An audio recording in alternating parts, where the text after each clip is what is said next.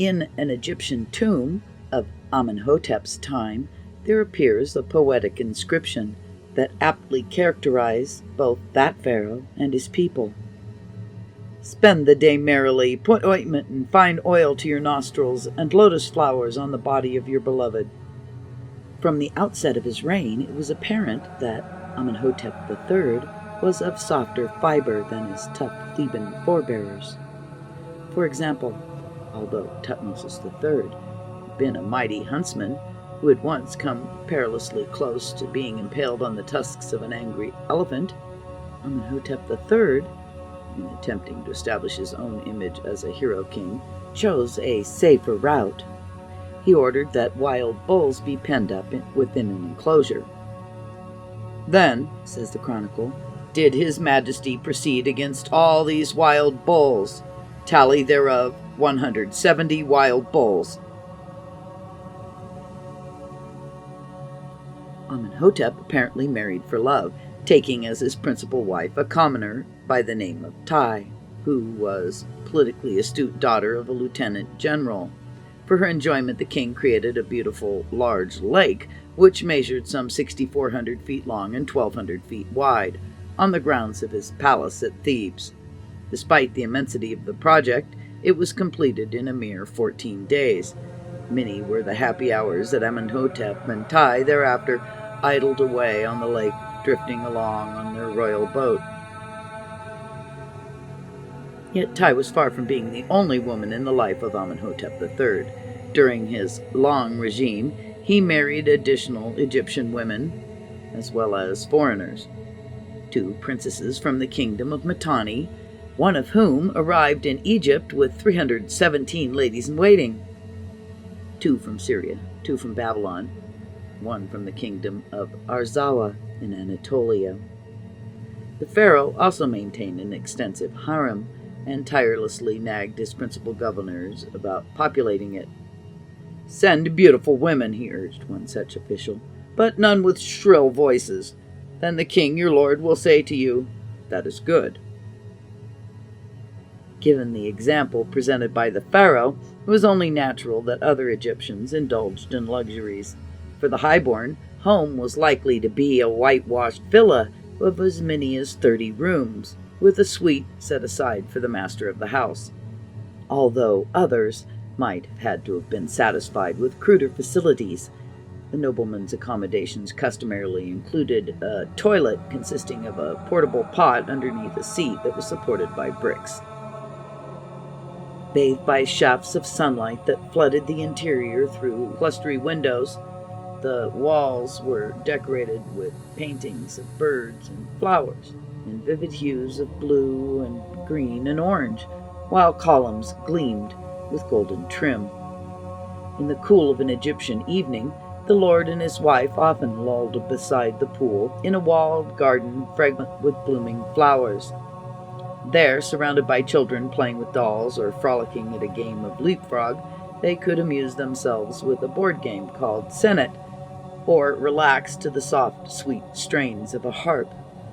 Almost certainly, curled in the corner was a descendant of the African wildcat. First domesticated in Egypt, the cat was called by the phonetically fitting name of Mew. It was most pampered of pets, and even formidable Queen Tai, who was not accustomed to spreading her affections around, permitted her tabby cat to lie beneath her chair at the dinner table. Usually, the noble's villa was only part of a self-supporting complex that included a stable, a dairy, a bakery, a slaughterhouse, and perhaps a carpenter's workshop. On the outskirts stood vineyards, hives that provided honey, and ponds for geese that provided eggs. Beyond stretched pastures for grazing herds of cattle, and fields that yielded grain for bread and beer. Among Egyptians of this era, clothing was a sure sign of status.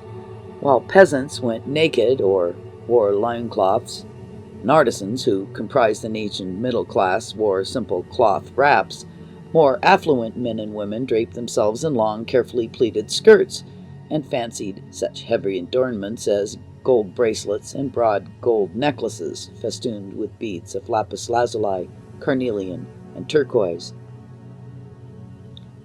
Both sexes favored wigs made of human hair, saturated with beeswax, and on festive occasions, topped with small cones of perfumed fat. Egyptian women used a wide range of cosmetics and beauty aids. They were green malachite and gray galena for shadowing the eyes and protecting the flesh from the glare of the sun, red ochre for rouge, and henna for dyeing the hair, the fingernails and toenails, palms of the hand and soles of the feet, ointments from the fat of hippopotamus, snakes, crocodiles, and lions to make the hair luxuriant, along with razors and tweezers to remove unsightly patches, scents for the breath, and myrrh or oil of lily to perfume the body. If you find this fascinating, please hit the like button. If you're not already, go ahead and subscribe. Click the bell so you'll be notified whenever we put out more great videos. Aphrodisiacs were available to arouse flagging passions, and magical formulas could presumably turn rivals into withered crones. Women occupied a respected place in Egyptian households. A sage urged fair treatment of wives with some advice for husbands. Do not supervise your wife in her house if you know she's doing a good job. Do not say to her, "Where is it? Get it for me," when she has put it in its proper place. Wives were even accorded certain legal rights. Not only could they own and dispose of property, but in the event of divorce they were entitled to 1/3 of the couple's possessions. In their outdoor pastimes, Egyptians took full advantage of their riverine habitat. Crocodiles that slithered from the banks of the Nile and hippopotamus that wallowed in the mud of its shallows were cudgeled to death with what amounted to combat to close quarters. The most popular sport was hunting waterfowl. In family outings in delta marshes, light skiffs were poled through the papyrus islands, and the women on board languidly plucked water lilies, while children gazed in awe at their skillful fathers, who used an ivory throwing stick that operated in the principle of a boomerang to bring down waterfowl. The family cat, especially trained for hunting, retrieved the fallen birds. With the fall of night, Egyptian society came to life in all its sybaritic excess, dedicating itself to Bes, a leonine deity who was the god of merriment, virility, and childbirth. Egyptians enjoyed parties. They adored the delights of alabaster tables groaning beneath the haunches of beef, legs of lamb, and tangy cuts of wild antelope and gazelle, sweet clusters of grapes, and sticky heaps of figs. They appreciated the wine that flooded from jars into goblets decorated with golden rims and the delicate form of lotus petals, always served by nearly naked maids who also stood by ready to wipe the lists of the guests with a napkin. They longed to hear the clash of the cymbals, the throb of the drums, the shrill of the pipes, and the strains of the stringed instruments. They loved the sight of the slender, supple dancing girls, slaves who had been imported from the conquered Asian or African lands, moving to the beat of the music. This Egypt, land of Amenhotep III, was destined to experience a radical upheaval. The old king, thoroughly debauched, sagging in his obesity, and tortured by the pain of an abscessed tooth, died around 1365 and passed the throne to his son Amenhotep IV. The young pharaoh would soon launch a religious revolution that would shake the very foundations of the land. The name Amenhotep means Amun is pleased, a sentiment that honored the leading deity of the era. Amun had been the obscure local god of the Thebans. When they gained the throne in the 18th dynasty, they sponsored the god's rise to unrivaled preeminence in the Egyptian pantheon. Amun won even more status when he merged with the sun god Re to become Amun-Re. The truth was, however, that Amun-Re lacked definition and seemed colorless when compared to such earthly personalities among the ancient deities, such as Osiris, Horus, and for that matter, the goddess Isis. Amun-Re was the hidden one who, in his ubiquity, transforms himself into an infinity of forms. Every god is in him. Notwithstanding his enigmatic character, however, Amun-Re's special relationship with the Theban monarchs had brought measureless wealth and power, beyond calculation, to the estates of his priesthood. Inevitably, both Amun-Re and his cult were the objects of bitter envy on the part of the priestly followers of gods who had been eclipsed. The young Prince Amenhotep was prominent among those who developed a virulent hatred of Amun-Ra. Just why this happened is not known. Perhaps he was influenced by his priest teachers, the temple at Heliopolis, which was the center of the sun cult. At any rate, scarcely had the crown been placed upon his head than he launched an obsessive campaign to outlaw not only Amun-Re, but also other deities, and replace them with the one and only Aten, the sun disk. The chief promoter of the Aten was a most peculiar king. Amenhotep IV was grotesque in appearance. He had a huge gourd-shaped head that perched on a neck so long and slender it seemed hardly capable of bearing its burden. Slanted eyes, pulpy lips, and a knobby chin, pot-belly mindful of a woman of early pregnancy, gigantic thighs, and matchstick chins. And it was speculated he suffered a glandular disorder that resulted in eunuchism, deformed his body, and unbalanced his emotions. Such theories were, however, seriously undermined by the fact that Amenhotep indisputably sired 6 daughters, and less certainly 1 or 2 sons, by his wife Queen Nefertiti, who was an aggressive partner in championing the cause of the sun disk god. Her name meant, "The beautiful one is come," and she more than lived up to that epithet. The new pharaoh espoused a god devoid of human characteristics. In Egyptian language, Aten was a noun meaning disk of the sun, no more, no less. To the mind of young Amenhotep IV, however, the Aten was no mere disk. It was the sublime, living sun disk. There is none other than he. At first the king made concessions to tradition by allowing his god to be personified in the form of a man with a falcon's head. But that soon ceased, and thereafter the Aten was represented by a hieroglyphic symbol of a disk radiating rays that terminated in hands, which held the Ankh, or symbol of life. Thus, the deity the Egyptians were now under obligation to worship was one completely removed from human appearance, with neither the substance of statuary nor the fabric of legend to lend him credibility. During the early years, the pharaoh permitted the conventional gods to coexist with the Aten, although with greatly reduced status. In the 5th or 6th year of his reign, however, the pharaoh further displayed his dissatisfaction with the old gods by changing his own name. No longer would the king be called Amenhotep, a word that honored Amen in its first 2 syllables. Instead, the pharaoh's name would be reflecting the glory of a new deity, and so Amenhotep IV became Akhenaten, or the spirit of the Aten. About this same time, Akhenaten began looking for a suitable place to build a new capital that he could dedicate to the Aten.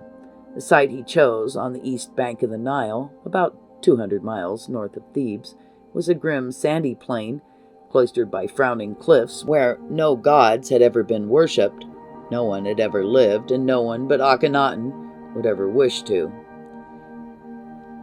In the full flood of his enthusiasm, he himself laid out the building plans for 5 temples of the Aten and a sumptuous palace where the pharaoh and his family would dwell, even drew up the city's street plan. Although it has since become known as Amarna, Akhenaten called his new capital Akhetaten, the horizon of Aten.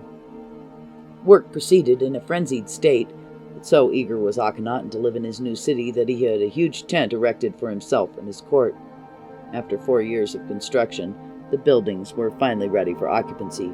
Yet before he departed from Thebes for his new home, Akhenaten fired a blast that shook the empire to its foundations. Henceforth, he decreed, all Egyptians and all Syrians and Nubians in Egyptian thrall would worship only the Aten. whose light bathed humanity in each of its affairs. What was more, only Akhenaten, as the beautiful child of the disk, could engage in dialogue with the Aten. The pharaoh alone was privy to the god's designs for the universe, and he alone could interpret the divine will by which humanity must exist. And Akhenaten enforced his mandate with a fanatic's fury. He was especially ruthless with his treatment of Amun-Re, the god brought to prominence by his own Theban forebears. All citizens were required to follow the pharaoh's example by changing their names if they honored the offending deity. Squads of workers, chisels in hand, were sent out to expunge the name of Amun-Re on monuments, walls, or temples. Indeed, even Akhenaten's former name, along with that of his father Amenhotep III, was obliterated. Statues of Amun-Re were smashed, his temples closed, the revenues of his vast estates confiscated. Some citizens resisted clandestinely. They quietly continued to worship their favorite deities, even at Amarna, where amulets to the god Bas were still being used during the time of Akhenaten's reign. Their secret opposition made little difference, because the priestly cults of the traditional gods were deeply embedded not only in Egypt's religious behavior, but in its society, its economy, its administration, and its politics. The results of Akhenaten's campaign proved devastating. Obsessed with his god, the pharaoh paid little attention to his government and allowed corruption to creep into Egyptian bureaucracy. At every level of his administration, officials bribed and stole while the king pressed his religious crusade. In the confused state of affairs, public works deteriorated and trade dwindled. Yet by no means were all of Akhenaten's influences malign. To the visual art of the Egyptians, for example, he breathed a new and vibrant life. Early in his reign, the pharaoh assembled about him the royal sculptors, led by a man named Bek, and issued instructions. No longer would pharaohs be depicted in the style that had been conventional for millennia and rendered them as stiff as obelisks, expressionless as mummies, as alike as the papyrus reeds of the delta marshes. Akhenaten was singular. He was unique. He was the son of the Aten and must be portrayed in all his individuality. The sculptors took him at his word, and then some, possibly exaggerating the physical grotesqueries. The new naturalism swept the spectrum of Egyptian art, from statuary to reliefs to painting. For the first time, Egyptians were allowed glimpses of their pharaoh, the intimate surroundings of home and family. A charming scene, carved in stone, showed Akhenaten kissing one little princess, while another sat on Nefertiti's lap, and a third played with a toy that just happened to be the crown of imperial Egypt. Similarly, in long, curved lines, man and beast came alive. The elderly showed their age. Married couples were portrayed with warmth. Children looked like children instead of stunted adults. And birds seemed to fly rather than appearing lifeless and frozen as they had in earlier eras. The art thus promoted by Akhenaten would far outlive both the heretical pharaoh himself and the god that he championed.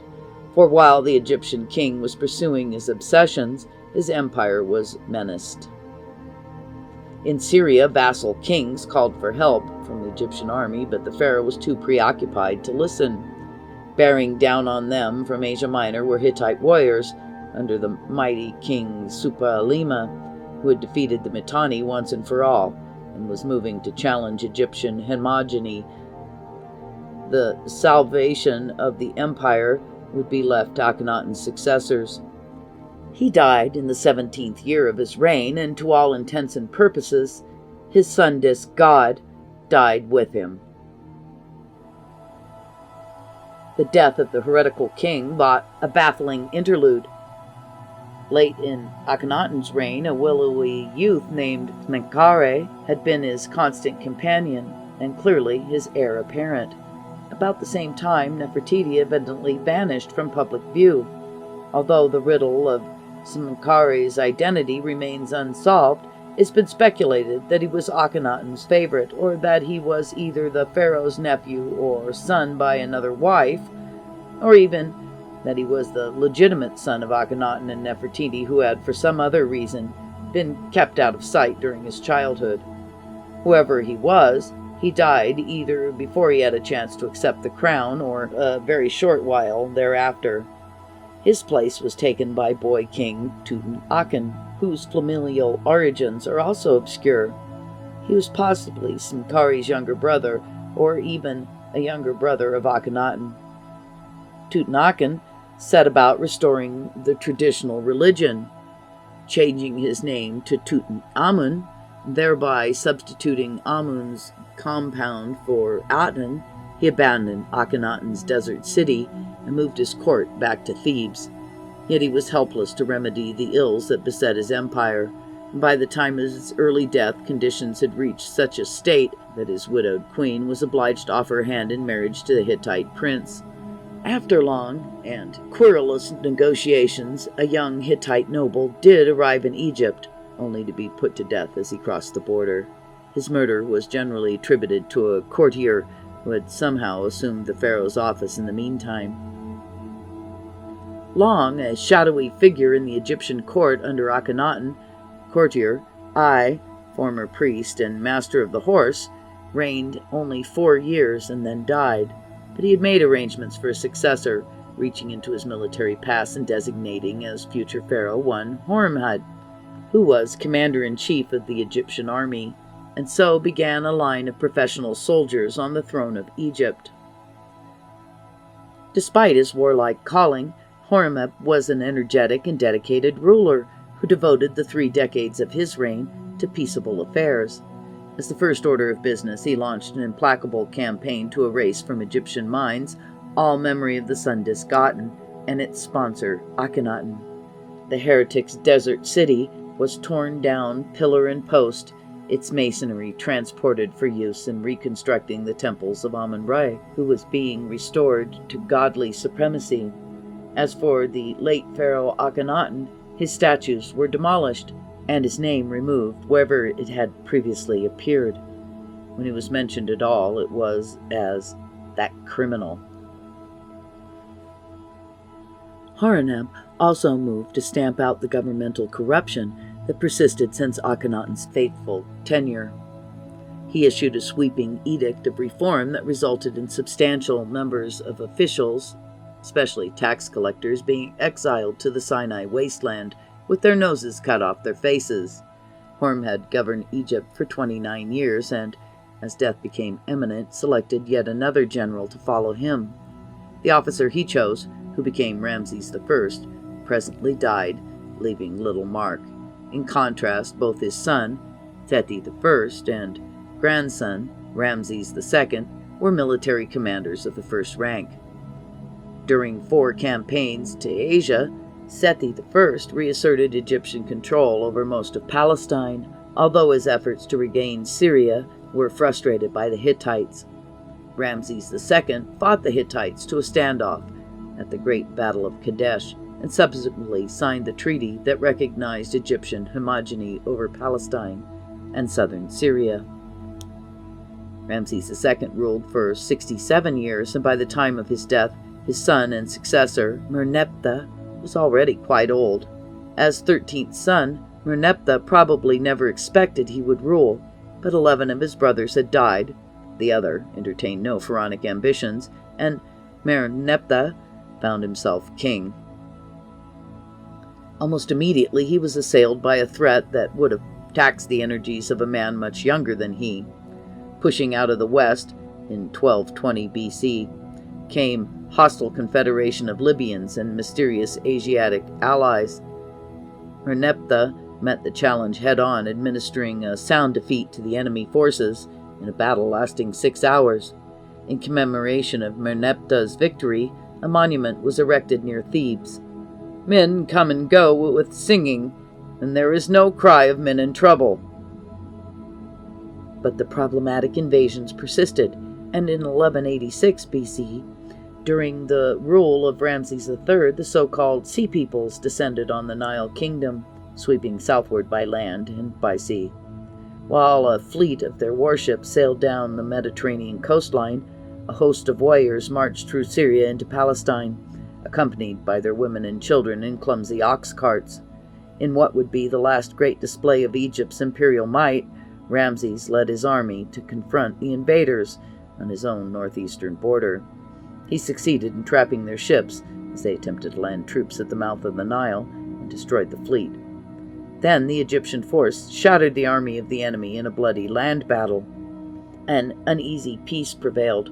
Ramses III returned to Thebes to devote most of his long reign to domestic affairs and indulged his penchant for monumental building. All the so-called Ramesside kings were builders in grand scale. Ramses I had begun construction of an enormous colonnade hall at Karnak section of Thebes. Seti I had continued work on the project. When it was completed by Ramses II, it covered 6,000 square yards and was probably the largest Egyptian temple ever built. Ramses II also assured himself of a place in history by introducing, at Abu Simbel, 100 miles south of Thebes, a colossal new temple hewn out of solid rock of a cliff. From the temple facade, which comprised 4 immense statues of the seated pharaoh, to the sanctuary deep in the virgin rock of the cliff was a distance of some 200 feet. Ramses III continued the building program with colossal structures of his own. Such undertakings were, of course, astronomically expensive. So was the cost of maintaining the Egyptian army, which was, at this point, peopled largely by mercenaries from foreign lands. Additional siphons on the royal treasury were priesthood, particularly that of the resurrected Amun-Ra. During the 31 years he ruled as pharaoh, Ramses III gave various places of worship tremendous quantities of gold, silver, and precious stones.